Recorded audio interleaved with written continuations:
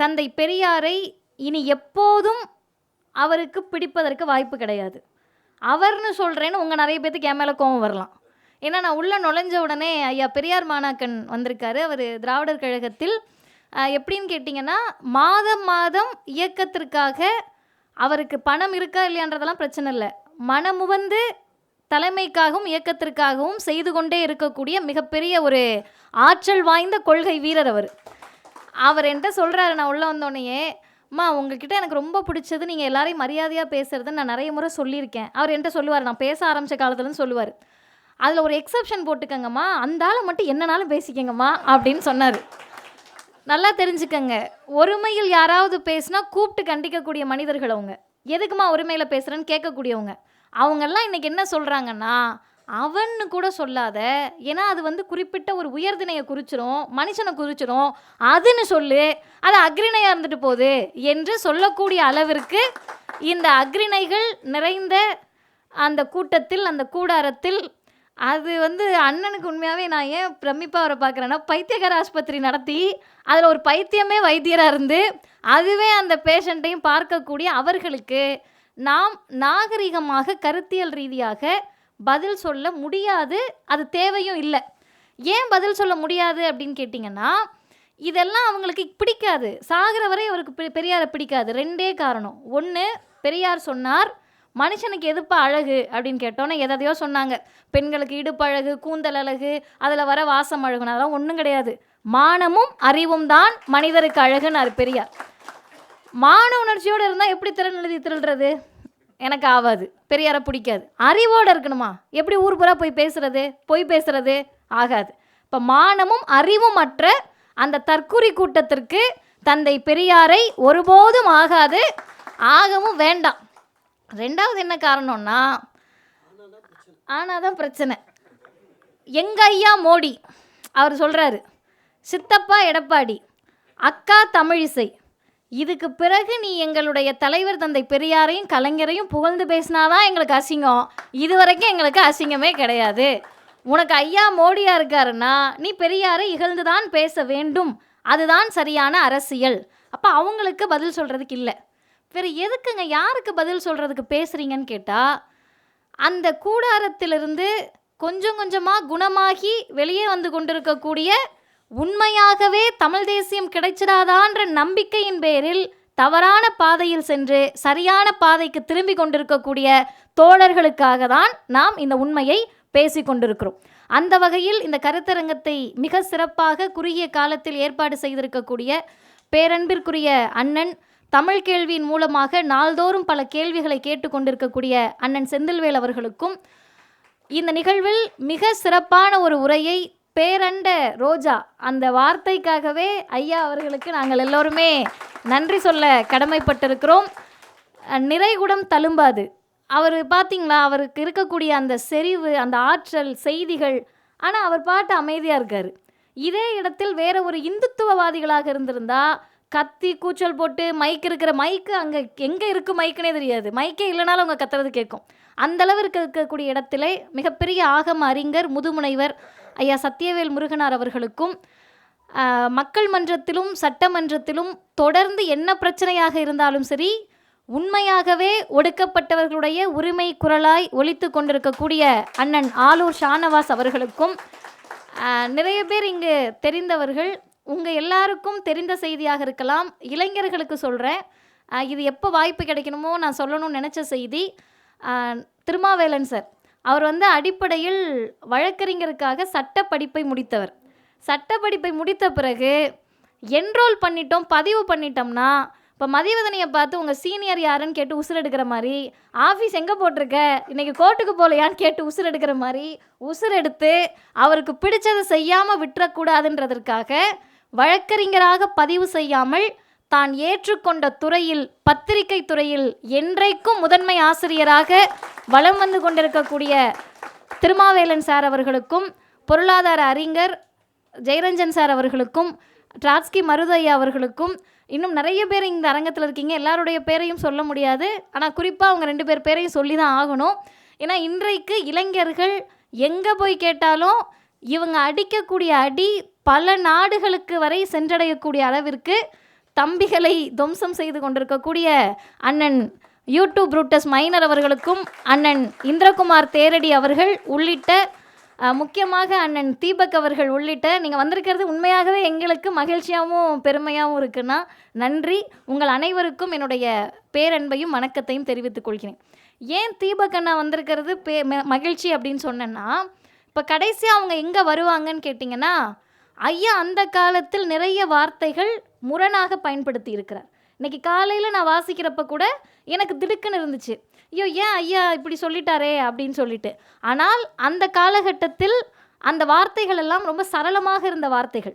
ஆனால் இன்றைக்கு மதிவதனியும் அண்ணன் தீபக்கும் ஐயாவே சொல்லியிருந்தாலும் குருடர் என்ற வார்த்தையை பயன்படுத்தக்கூடாது என்ற தெளிவு பெற்றிருக்கிறோம் என்றால் அதற்கு காரணமும் தந்தை பெரியார் கொடுத்த பகுத்தறிவு தான். அது இல்லைன்னா நாங்கள் இங்கே யோசிக்கிறது? இப்படி சொல்லக்கூடாது என்ற அறிவையும் பெரியார் தான் தந்தார். பெரியாரும் பெண்களும், நான் பேச போகிற விஷயம் இங்கே இருக்கக்கூடிய ஆண்களுக்கு கோபத்தை ஏற்படுத்தும். நீங்கள் முற்போக்காளராக இருக்கலாம், கருப்பு சட்டை போட்டிருக்கலாம், பெரியாரிஸ்டாக இருக்கலாம், உங்களுக்கு கோபம் வரும். ரெண்டாவது, அவங்களுக்கு வர கோபத்தை விட ஒருபடி மேலே இங்கே வந்திருக்கக்கூடிய பெண்களுக்கு வரும். ஏன் அப்படின்னு கேட்டிங்கன்னா, பெரியாரை பிடிக்காமல் இருப்பதற்கோ அல்லது ஒரு இக்கு வச்சு எல்லாம் சரிங்க இது மட்டும் பேசியிருக்க வேண்டாம் அப்படின்ற இடம் எதுன்னு கேட்டிங்கன்னா கடவுள் மறுப்பு. அதை விட ஒரு இக்கு எதுன்னு கேட்டிங்கன்னா, எல்லாம் சரிங்க இந்த பொம்பளை பிள்ளைங்களுக்கு ரொம்ப உரிமை பேசிட்டாரு, அதனால தான் இதுங்கெல்லாம் வாய் பிடிச்சி தெரியுதுங்க அப்படின்னு பெரியார் மீது பெரிய விமர்சனத்துக்கு உள்ளாகக்கூடிய இடம் பெண்களை பற்றி பெரியார் பேசியது. இதில் ஏன் பெண்களுக்கே ஆத்திரம் வரும் அப்படின்னு கேட்டிங்கன்னா, பெண்கள் எல்லாரும் ஆகச்சிறந்த அடிமைகளாக இருந்து பழக்கப்பட்டவர்கள். நமக்கு அது ஜீனில் ஊறி போச்சு. இப்போ திடீர்னு எங்கள் அம்மா கூட்டிக்கிட்டே இருக்காங்க வீடை, திடீர்னு ஒரு பையன் போயிட்டு அவங்களோட மகனோ அல்லது கணவரோ அல்லது தம்பியோ அக்கா வீடு நான் கூட்டுறேன் அப்படின்னா அந்த பையனுக்கு அதிர்ச்சியை விட நம்ம அம்மாக்களுக்கு வர அதிர்ச்சி தான் அதிகம். ஐயோ நீ கூட்டலாமா, நீ துவைக்கலாமா, நீ கழுவுன தட்டை போய் நீ சாப்பிட்ட ஏன்ப்பா நீ சாப்பிட்ட தட்டு தானே, பக்கத்து வீட்டுக்கார தட்டை பிடிங்கிட்டு அவன் மகன் கழுவ போகிறான்ற அளவுக்கு நமக்கு ஆத்திரம் வரும். இப்போ இது எல்லாமே 2025 நடக்குதான்னா நடந்துக்கிட்டு தான் இருக்குது. நடந்துக்கிட்டு இருக்கப்ப ஒருவர் திடீர்னு பெரியார் பெண்களை குறித்து எவ்வளவு கொச்சைப்படுத்தினார் தெரியுமா அப்படின்னு கேட்குறாங்க. சரி, நமக்கும் புரியலை, இவ்வளோ வருஷம் நம்ம படித்தது இல்லாமல் ஏதோ ஒரு செய்தியை கொண்டு வந்திருக்காங்க போலன்னா ஒன்றும் கிடையாது. அதர பழசு பேசி கேள்வி கேட்டு பதில் சொல்லி ஆழ குழி தோண்டி புதைச்சதுக்கு பிறகு டெட் பாடியெல்லாம் வெளியே தூக்கிட்டு வர மாதிரி தூக்கிட்டு இங்கே பார்த்தீர்களா பெரியார் என்ன சொல்லியிருக்காருன்னு, கற்பப்பையை அறுத்தெறிய சொல்லியிருக்காரு அப்படின்னு ஒரு 4 பேரை வேற சொல்லி இவங்கெல்லாம் அறுத்தெறிவாங்களா, இவங்களாம் அறுத்தெறிஞ்சிட்டாங்களா அப்படின்னு கேட்குறாரு. நியாயமான கேள்வி, அந்த கேள்வியில் தப்பே கிடையாது. எனக்கு உண்மையாகவே அவர் கேட்டபோது கோபம் வரல, இந்த கேள்வி கேட்க மைக்கை தூக்கிட்டு போன நெறியாளர்கள் மீது ஆத்திரம் வந்துச்சு. ஏன் ஆத்திரம் வந்துச்சுன்னா, ஒரு நெறியாளருக்கு கூட தைரியம் துணிச்சல் இல்லையா? பெரியார் கற்பப்பையை அகற்ற சொன்னார், இந்த பெண்கள்லாம் அகற்றலைங்க. விடுதலை புலிகள் எல்லாரும் கையில் துப்பாக்கி வச்சுட்டு சைனைட் குப்பியோடு சுற்றுனாங்களே, நீ ஏன் சைனைட் குப்பி இல்லாமல் சுற்றிக்கிட்டு இருக்கேன்னு கேட்டிருக்க வேண்டாமா? நீ ஏன் துப்பாக்கி இல்லாமல் ஊர் புறா போகிறேன்னு கேட்க வேண்டாமா? நீ ஏன் இன்னும் தற்கொலை படையை ஆரம்பிக்கலன்னு கேட்க வேண்டாமா? இவ்வளோ பேசுறியே, நீ பேசுறது ஈழ விடுதலை தானே, தமிழ்நாட்டுக்குள்ளே உட்காந்துட்டு எதுக்கு பேசிக்கிட்டு இருக்கேன்னு ஒருத்தர் கூட அவரை நோக்கி கேள்வி எழுப்பவில்லை என்று சொன்னால் அர்த்தம் என்னன்னு கேட்டால், கொஞ்ச நாளைக்கு அது கத்தும் மன்னிக்கணும் குறைச்சிட்டு கொஞ்ச நாளைக்கு பிறகு அதுவே அடங்கிருன்றதுனால பத்திரிகையாளர்கள் அமைதியாக இருக்காங்கன்னு நான் நம்புகிறேன். ரெண்டாவது விஷயம், நாளைக்கு அந்த ரிசல்ட் வந்தோன்னே அடங்கிருமா? நான் கூட லேப் டெஸ்ட் எனக்கு ரிசல்ட் ஏற்கனவே வந்துருச்சு, நான் தெலுங்கர் அப்படின்னு அவங்க ஆய்வு பண்ணி ரிசல்ட் வந்துருச்சு. ஐயா நாளைக்கு தேர்தல் ரிசல்ட்டை சொல்கிறார். அடுத்து வாங்க கற்பப்பை அகற்றம், அதை பற்றி பேசுவோம், ஏன் பேசினார்னு. ரெண்டாவது புதுசாக கண்டுபிடிச்சிட்டு வராங்க. பெரியார் என்ன தெரியுமா சொன்னார்? பிள்ளைங்கெல்லாம் பெற்றுக்க வேணான்னு சொன்னாராம். கற்பப்பை அகற்றுறதுக்கு அர்த்தமே புள்ள பெற்றுக்க வேணான்றது தான். அதனால் நீ புதுசாக அதையும் கண்டுபிடிக்கல, விட்டுரு. மூணாவது என்ன, பொம்பளை பிள்ளைங்கள்லாம் எப்படினாலும் போகலான்னு பெரியார் சொல்லிட்டாருன்னு சங்கிக என்ன ஸ்டேட்மெண்ட் சொல்கிறாங்களோ அதையே தம்பிகளும் சொல்கிறாங்க. அதனால் நம்ம சங்கி தம்பின்னு பிரித்து பார்க்க வேணாம். நான் சங்கினாலே நீங்கள் தம்பின்னு புரிஞ்சுக்கோங்க, தம்பினாலே நீங்கள் சங்கின்னு புரிஞ்சுக்கணும், ஏன்னா தனித்தனியாக சொல்ல முடியாது. நாலாவது, பெண்கள் எப்படினாலும் போகலான்னு பெரியார் சொன்னது மட்டும் இல்லாமல் இன்றைக்கி இருக்கிற பொம்பளை பிள்ளையெல்லாம் கருப்பு சட்டை போட்டிருக்கவங்க அப்படி தான் சுற்றுறோம் அப்படின்ற ஒரு ஃபார்முலேஷனுக்குள்ளே கொண்டு வராங்க. கொண்டு இதில் இன்னொரு வியப்பு, யூடியூப் இருக்குது, அண்ணனுங்கள்லாம் இன்றைக்கி போய் பார்த்தீங்கன்னாலும் தெரியும். இந்த அழைப்புதலை போட்ட உடனே ட்விட்டர் எக்ஸ் தளத்தில் ஒரு இது கமெண்ட்டு, அந்த கமெண்ட்டை சொல்கிறேன், எந்த கட்சிக்காரவங்க போட்டிருப்பாங்க நீங்கள் கண்டுபிடிங்க.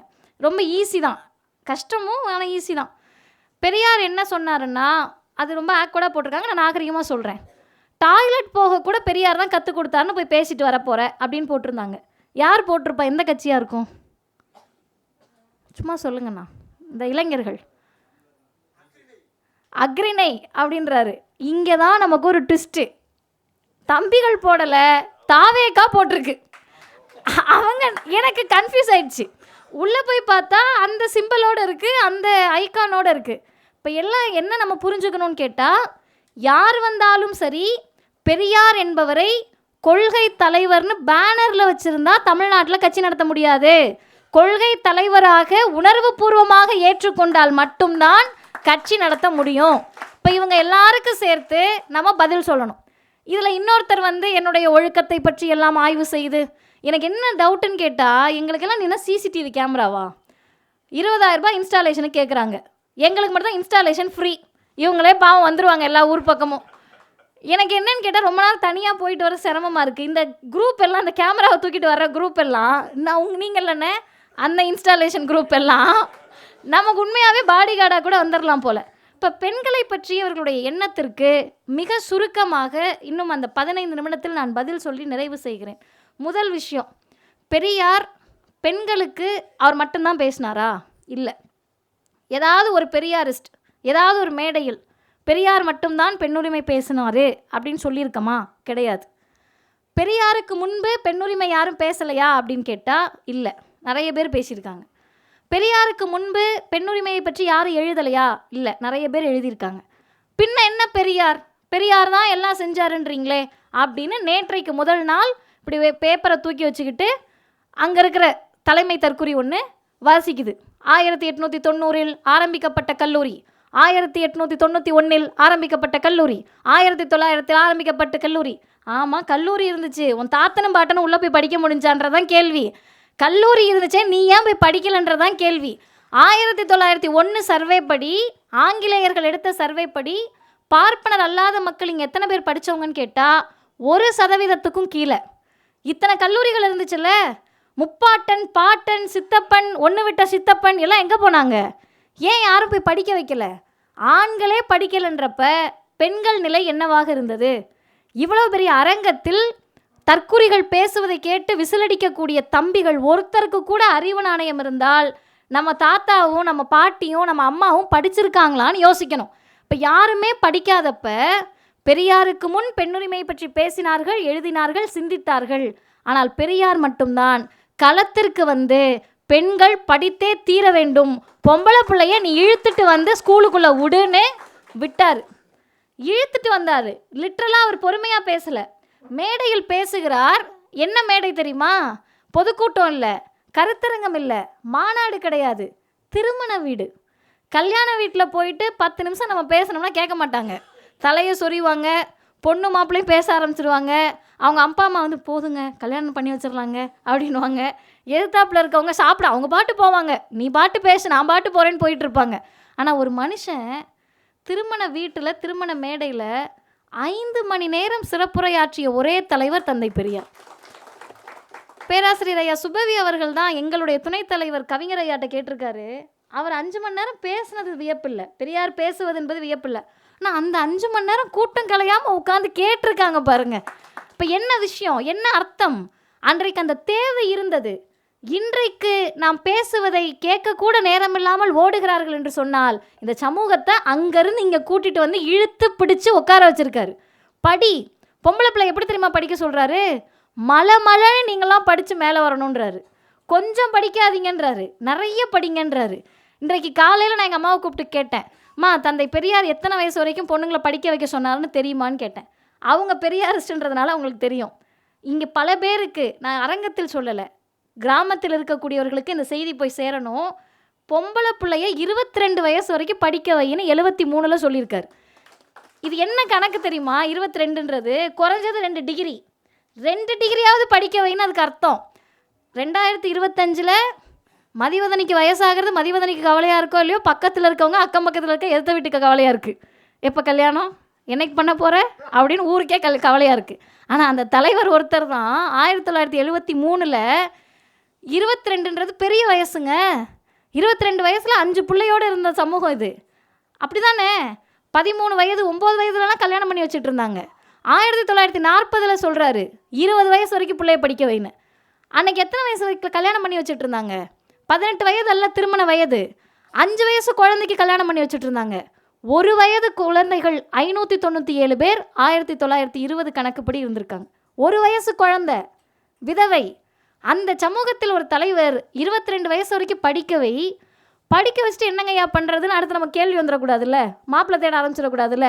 அதுக்கு சொல்கிறாரு, அதற்கடுத்து அந்த புள்ளட்ட கேளுங்க, அதுக்கு சமூகத்தில் பொது வாழ்க்கையில் ஈடுபடணும்னா பொது வாழ்க்கையில் ஈடுபடட்டும், திருமணம் செய்து கொள்ள வேண்டும் என்றால் இதோடு நிறுத்தியிருந்தாருன்னா பெரியாரை இவங்க திட்டமாட்டாங்க. சொல்கிறாரு, அந்த பெண்ணுக்கு யாரை பிடிக்கிறதோ அவர் தேர்ந்தெடுக்கக்கூடிய மாப்பிள்ளையை அந்த பிள்ளை கல்யாணம் பண்ணிக்கிட்டு இருக்கட்டும். இப்போ என்ன பிரச்சனை வருது? முற்போக்காளர்களுக்கும் கூட அங்கே நான் ஒரு கல்லூரிக்கு போகிறப்போ ஒரு தம்பிகள்கிட்டலாம் கேட்பேன், இப்போ யாருக்கெல்லாம் பொம்பளை பிள்ளையாக பிறக்கணும்னு ஆசைன்னுவேன். 2 பேர் கை தூக்குவாங்க, 3 பேர் கை தூக்குவாங்க. ஆம்பளை பிள்ளைங்க பொம்பளை பிள்ளைகள்கிட்ட கேட்பேன், எத்தனை பேருக்கு ஆண்களாக பிறந்திருக்கணும்னு ஆசைன்னா நிறைய பிள்ளைங்க கை தூக்கும். எதுக்குப்பா அப்படின்னு கேட்டோம்னா எல்லாம் என்ன தெரியுமா பதில் சொல்லும்? அக்கா அந்த அண்ணனுங்கள்லாம் எங்கே போனாலும் சொல்லாமல் போகிறாங்கக்கா. இன்னொரு பிள்ளை சொல்லும், எதுவுமே கேட்க தேவையில்லக்கா வீட்டில். இன்னொன்று, வேலைக்கு போகலாங்க்கா. இவங்க கிட்ட கேட்டோம்னா இந்த மகான்கள் என்ன தெரியுமா பதில் சொல்லுவாங்க? அப்பாவுக்கு செல்ல பிள்ளையாக இருக்கலாங்க்கா அப்படின்வாங்க. அதான் நான் அந்த கல்லூரியில் சொன்னேன், அப்பாவுக்கு பெண் பிள்ளைகள் செல்ல பிள்ளைகள். எப்போ வரைக்கும்? எனக்கு இவனை தான்ப்பா பிடிச்சிருக்குன்னு கை காட்டுற வரைக்கும் செல்ல பிள்ளை. கை காட்டின பிறகு அடுத்த நாள் ஆணவ படுகொலை தான். அப்போ அதனுடைய அர்த்தம் என்பது சுயமாக சிந்திக்கின்ற வரை பெண் பிள்ளை தன் பிள்ளை செல்ல பிள்ளை. சுயமாக யோசிச்சுட்டா பொம்பளை பிள்ளையை கொலை பண்ணக்கூட இந்த சமூகம் 2025 தயங்கலை. இப்போ ஏன் தந்தை பெரியார்னு கேட்டால், எங்கள் தந்தை எங்களை சுயமாக சிந்திக்காதன்னு சொன்னப்ப நீ சுயமாக தான் சிந்திக்கணும், எவனுக்காகவும் சிந்திக்கிறத நிறுத்தக்கூடாதுன்னு சொன்ன ஒரே காரணத்திற்காக என்னாலும் அவர் தந்தை பெரியார் தான். 2வது வாங்க, படிக்க சொல்லிட்டாரு, வேலைக்கு போக சொல்லிட்டாரு. திருமணம், இந்த திருமணம் தான் இன்றைக்கி வரைக்கும் பிரச்சனையாகவே ஓடிக்கிட்டு இருக்கு. பெரியார் இப்படி சொல்லியிருக்கலாமான்னு அவர் ஒன்றும் சொல்லலைங்க. நான் ஆதாரத்தோடு சொல்கிறேன். இதை என்னன்னு கேட்டிங்கன்னா, இப்போ கட் பண்ணி பாதியை மட்டும் போடணும் யூடியூப் எப்பயும் போல். அதே தான் அப்போ அண்ணன் எடுத்து அதை பரப்ப முடியும். பார்த்திங்களா என்ன சொல்லியிருக்காருன்னு? என்ன பெரியார் சொல்கிறாருன்னா, பெண்களை படிக்க வைப்பது வீண் பண செலவு, நாட்டு வரிப்பணத்தில் வீண் என்று ஒரு சமயத்தில் ஈரோட்டில் மணியம்மை சொன்னது போல் உண்மையில் பெரிதும் வீணாகவே ஆகிறது. கோபிக்காதீர்கள். இந்த கீழ் உதாரணத்தை கொண்டு ஒப்பிட்டு பாருங்கள்னு உதாரணம் சொல்கிறார்.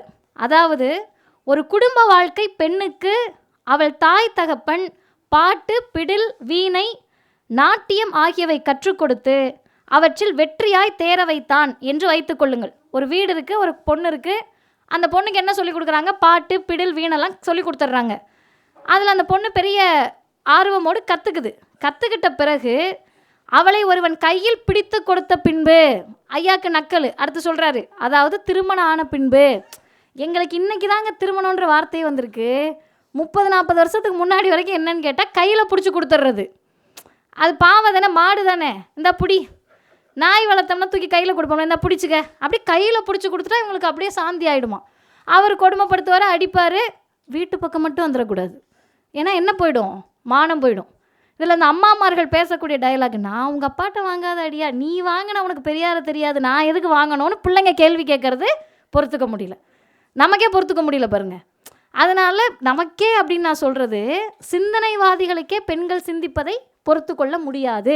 அடுத்து பெரியார் சொல்லுகிறார், அதாவது திருமணம் ஆன பின்பு அந்த பாட்டு, பிடில், வீணை யாருக்கு என்ன பயன் கொடுக்கிறது என்று கேட்கிறேன். புகுந்த வீட்டில் சங்கீதம் பாடினால் இது என்ன குடித்தன வீடா வேறு வீடா என்று மாமி கேட்பாள். பிடில், வீணை தூசி அடையும். அருமை தோழர்களே, இந்த பாட்டை மட்டும் போட்டிங்கன்னா பெரியார் பெண் கல்விக்கு எதிரானவர் என்ற தோற்றம் வரும். என்ன பாடல் பாட வேணான்ட்டாரா? பிடில் வாசிக்க வேணான்ட்டாரா? வீணை வாசிக்க வேணான்ட்டாரா? பொம்பளை பிள்ளைய படிக்க வேணான்ட்டாரா? அப்படின்னு சங்கிகள் எடுத்து பரப்புவார்கள். ஐயா பதில் சொல்லுகிறார், அதுக்கு அடுத்த சொல்யூஷன் தான் முக்கியம். ஆகவே இந்த படிப்பு நல்ல மாப்பிள்ளை சம்பாதிக்க ஒரு அட்வர்டைஸ்மெண்ட்டாக, விளம்பரமாக பயன்பட்டதே தவிர மற்றபடி வீணாக போய்விட்டதல்லவா? செலவும் கண்டது தானே என்கிறேன். அதுபோல அடுத்த வரி முக்கியம். ஒரு பெண்ணை ஒரு தாய் தகப்பன் BA படிக்க வைத்து ஒருவன் கையில் பிடித்து கொடுத்து அந்த பெண் சமையல் செய்யவும் குழந்தை வளர்க்கவும் நகை துணி அலங்காரங்களுடன் மக்கள் கவனத்தை ஈர்க்கவும் செய்தால் BA படிக்க வைத்த பணம் வீண் என்பதோடு அதனை சர்க்கார் செலவழித்த மக்கள் வரிப்பணமும் வீண்தானே. இது தேசிய குற்றமாகாதா என்ற கேள்வியை பெரியார் முன்வைக்கிறார். இன்றைக்கி நான் 3 டிகிரி படிச்சிருக்கேன். 3 டிகிரி படித்த பிறகு எனக்கு திருமணம் பண்ணி அந்த திருமணத்தில் என் வேலை என்ன அப்படின்னா குழந்தை பெற்றுக்கிட்டு அந்த குழந்தைய வளர்க்கணும். ஏன் அப்படின்ற கேள்வியை நான் கேட்டால் இந்த சமூகம் என்னை நோக்கி பதில் சொல்லும், கடைசி காலத்தில் உன்னை பார்த்துக்க ஆள் வேண்டாமா? எனக்கு ஒரு டவுட்டு. நான் அதை வெளிப்படையாகவே கேட்குறேன். உண்மையாகவே இது மற்றவர்கள் பதிலுக்காக இல்லை, நம்மை நாமே பெரியாரிய வழியில் கூர்தீட்டிக் கொள்வதற்கு. திருமணம் ஆகிறது எதுக்கு? எனக்கு ஒரு துணை வேணும். எனக்கு திருமணமானால் எனக்கு துணை. அந்த கணவனுக்கு என்ன? வேலை பார்க்க ஒரு ஆள். வித்தியாசம் இருக்குல்ல. எனக்கு பாதுகாப்புக்கு ஒரு ஆண் தேவை, அந்த ஆணுக்கு ஒரு அடிமையாக நான் தேவை. இந்த 2 வேறுபாடுக்கு அடுத்து குழந்தை பெற்றுக்கணும். சரி, பெற்றாச்சு. இந்த குழந்தை எதுக்கு? கடைசி காலத்தில் உன்னை காப்பாற்ற. இந்த 2 சினாரியோவில் நான் ரொம்ப லேமன்னாக ஒரு கேள்வி கேட்குறேன். அந்த கணவன் மோசமானவனாக இருந்து விட்டு போய்விட்டால் மீண்டும் நான் எங்கள் வீட்டுக்கு வருகிற போது, நான் ஏன் என்னை முன்னிறுத்தி பேசுகிறேன்னு கேட்டால் அடுத்தவர்களை முன்னிறுத்தி பேசுகிற தலைப்பு இல்லை இது. நான் என்னை முன்னிறுத்தி பேசுகிறேன். நான் வந்துட்டேன் அப்படின்னு சொன்னால் அடுத்த வார்த்தை என்ன வரும்னு கேட்டால், நீ அட்ஜஸ்ட் பண்ணியிருந்தா குடும்ப வாழ்க்கை நல்லா இருந்திருக்கும்.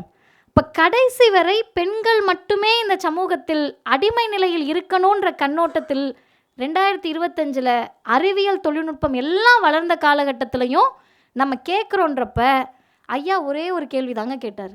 தாழ்மையாக கேட்டார்.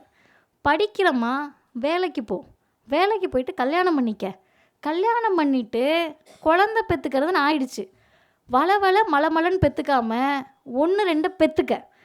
அதை பெற்ற பிறகு அதுக்காகவே என் வாழ்க்கையை அர்ப்பணிக்கிறேன்னு நீ வாழாத அப்படின்னாரு.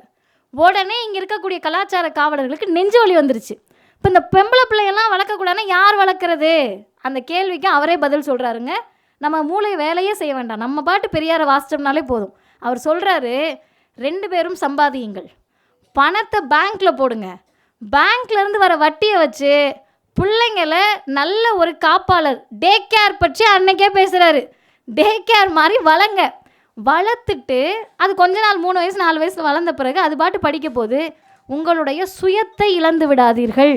உங்களுடைய சுயம் என்ற அந்த வார்த்தை இருக்குல்ல, அந்த வார்த்தைக்கு இன்றைக்கு பல பெண்களுக்கு அர்த்தம் தெரியாது. சுயம்னா என்னன்னு போய் ஏதாவது ஒரு பெண்கள்கிட்ட, நவீன பெண்கள்கிட்ட கேள்வி கேளுங்க, அந்த பெண்களை திணறுவார்கள். ஆனால் 1946 பெரியார் சொல்லுகிறார், சுயத்தை இழந்து விடாதீர்கள். ஆண்கள் என்ன வீட்டில் உட்காந்து பெண்களை கொஞ்சிக்கிட்டே இருக்காங்களா? இங்கே எங்கள் அண்ணனுங்க இருக்காங்க, எல்லோரும் இருக்காங்க, எல்லாருக்கும் சேர்த்தே நான் கேட்குறேன். ஆண்கள் என்ன வீட்டில் ஐயா கேட்டார், வீட்டில் உட்காந்து குழந்தைய கொஞ்சிக்கிட்டே இருக்காங்களா? அதுக்கு அப்பான்னு பாசம் வரலையா? நீங்களும் கூடவே இருந்தால் தான் அம்மானு பாசம் வரும்னு கிடையாது. அதை வளர்த்த பிறகு நீங்கள் மகிழ்ச்சியாக இருங்கள்னு சொல்கிறார். அடுத்து வாங்க, பிள்ளை பெற்றுக்கொண்ட பிறகு அதை வளர்ப்பது. சரி, இதில் ஆண்களுடைய பங்கு என்ன? அந்த கேள்வியை கேட்டால் தானே உங்களுக்கு பெரியார் மேலே ஆத்திரம். அந்த கேள்வினால தானே இன்றைக்கி இருக்கக்கூடிய தற்கூரியெல்லாம் தாம் தும்னு குதிக்கிற. அடுத்து என்ன தெரியுமா ஆத்திரம்? பெரியார் சொல்லுகிறார் காதலை பற்றி. நான் வாசித்த உடனே அந்த தற்கூரியை தான் நினச்சேன். ஐயா சொல்கிறாரு, ஒருவருக்கொருவர் ஆசைப்பட்டு நேசம் கொண்ட பிறகு, இளைஞர்கள் நல்லா கேட்டுக்கங்க, ஒருவருக்கொருவர் ஆசைப்பட்டு நேசம் கொண்ட பிறகு, அது காதலாக இருக்கலாம், கணவன் மனைவியாக இருக்கலாம், நீங்கள் அந்த பந்தத்தில், அதாவது நீங்கள் 2 பேரும் சேர்ந்துட்டீங்க, அந்த பந்தத்திற்கு பங்கம் விளைவிக்காத நாணயத்தோடு இருப்பது தான் உண்மையான வீரமும் மானமும் ஆகும். ஒரு அண்ணனுக்கு கடுப்பு வராதா? பந்தத்தில் நாணயமாக இருக்கணுமா? அது எப்படி முடியும்? அதுதான் மண்டியிடாத மானம், வீழ்ந்து விடாத வீரம். நீ விட்டுட்டு ஓடி வந்துடணும். பெரியார் விட்டுட்டு ஓடி வந்துடணும்னு சொன்னால் நீ தலைவராக ஏற்றுட்டு இருப்ப. அவர் சொல்கிறாரு, நீ விட்டுட்டு ஓடி வந்த பிறகு அந்த அம்மா உட்காந்து வீடியோ போடக்கூடாதுப்பா, நீ நாணயத்தோடு அந்த பொண்ணோடு இருக்கணும்னு சொன்னோன்னே பெரியார் மேலே ஆத்திரம் வந்துருச்சு. அப்போ அந்த ஆத்திரம் நாணயமானது. 4வது, குழந்தைகளை பெற்றுக்கொள்ளாதே என்று பெரியார் சொன்னாரா? ஆமாம் சொன்னார். யார் மறுத்தா? ஏன் சொன்னார்? அதுக்கான பதிலை மட்டும் நான் 2 செய்திகளோடு நிறைவு செய்கிறேன். பிள்ளைகளை பெற்றுக்கொண்டு முதல் வேலை நீங்கள் என்ன பண்ணுறீங்கன்னா சுயத்தை இழக்கிறீர்கள்னு சொல்லிட்டார். அறிவுத்திறமையையும் மானத்தையும் மனிதத்தன்மையும் இழக்கிறீர்கள். குழந்தை பெற்றுக்கிட்டால் மனுஷத்தன்மை அதிகம் தானே ஆகும். பிள்ளைய கொஞ்சுவோம், நம்ம பிள்ளைன்னு கொஞ்சம் கான்சியஸ் ஆகும். இந்த அப்பாக்களுக்கெல்லாம் குடிப்பழக்கம் இருந்தால் பிள்ளை பிறந்தோன்னு விடுற அப்பாக்கள் இருப்பாங்க. புகைப்பிடிச்சிட்டு இருப்பாங்க, ஐயோ புகைப்பிடிச்சா குழந்தைக்கு பாதிப்பாயிடுமேனு விட்டுருவாங்க. இதெல்லாம் மனிதத்தன்மை இல்லையா? ஐயா அழகாக சொல்கிறாரு, தன் பெண்டு தன் பிள்ளை என்று சுயநலம் உருவாகுமே தவிர சமூகத்தின் மீதான மனிதத்தன்மை குறைந்துவிடும். ஆமாவா இல்லையா? இதெல்லாம் யோசிக்கிறதுக்கு அறிவு வேணுங்க. அது இல்லைன்னா அழுவீங்க, அழுங்க, அது பிரச்சனை இல்லை. இதெல்லாம் சொல்லிவிட்டு அடுத்த ஸ்டேஜுக்கு போகிறாரு. திருந்துற மாதிரி தெரில. கர்ப்பப்பையை வெட்டி எறிங்கன்றார். அதை சொன்னார்னா லிட்ரலாக அப்படியே கர்ப்பப்பையை வெட்டி எறியணும், எல்லோரும் போய் ஆப்ரேஷன் பண்ணிக்கணுன்ற அர்த்தம் இல்லை.